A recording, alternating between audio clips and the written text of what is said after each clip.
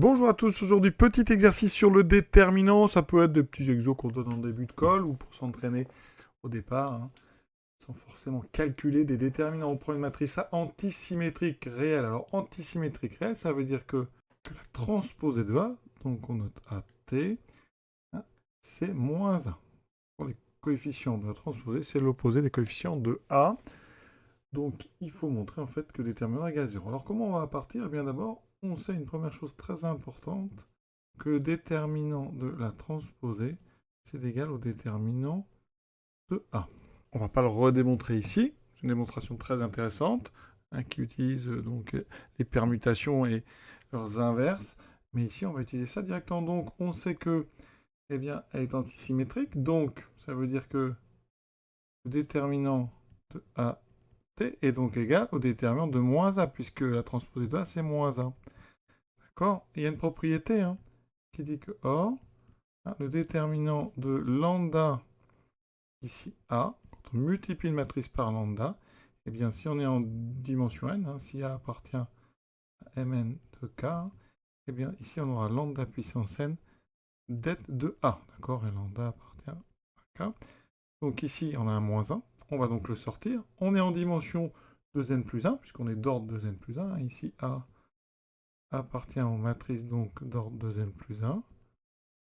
Alors ici, c'est réel, donc je vais mettre ici un R, coefficient réel. Donc on a moins 1 à la puissance 2n plus 1 det de A. Mais on sait aussi que le déterminant de la transposée, c'est le déterminant de A. Donc ça est égal à det de A. Donc ça veut dire qu'ici, on a moins 1 puissance 2n plus 1 det de A égale det de A. Or, moins 1 puissance 2n plus 1, combien ça vaut? Eh bien, propriété des exposants, moins 1 puissance 2n fois moins 1 puissance 1.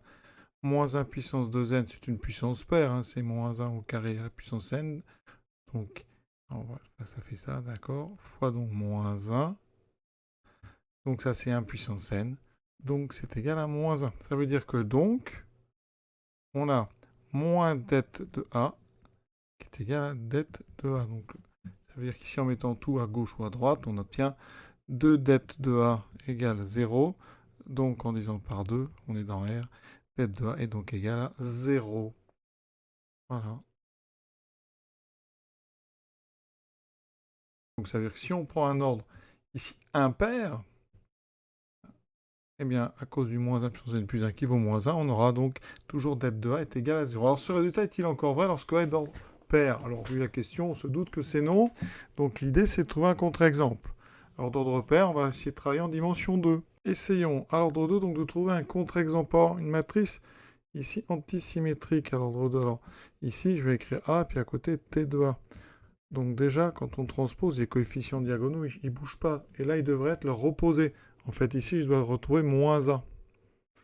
Donc, je dois retrouver ici moins A. Ça veut dire que si je mets ici des coefficients diagonaux qui sont non nuls, je ne vais pas trouver leur opposé ici. Enfin, je vais trouver les mêmes, donc ça ne sera pas leurs opposés. Donc ici, matrice antisymétrique, il y a des zéros sur la diagonale.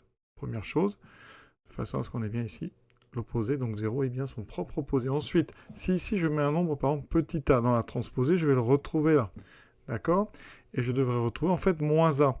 Ça veut dire que le nombre que je mets là doit être égal à moins a. Donc là, j'ai pas le choix, je mets moins a. Dans ce cas, en transposant ce moins a se retrouve ici, et je retrouve bien moins a. D'accord? Alors il se trouve que dans ce cas-là, donc j'ai pris a appartient à R, déterminant de a est égal à 0, donc plus a carré. Donc si je prends A dans R étoile, eh bien ça c'est donc différent de 0. Donc je peux prendre n'importe quelle matrice ici. Alors, la plus simple sera 1, moins 1, 0. Cette matrice, elle est bien antisymétrique et son déterminant, il vaut 1, il est donc différent de 0. Voilà, à l'ordre 2, vous voyez, ça ne marche pas du tout. Et donc on a terminé ce petit exercice vraiment. À très bientôt.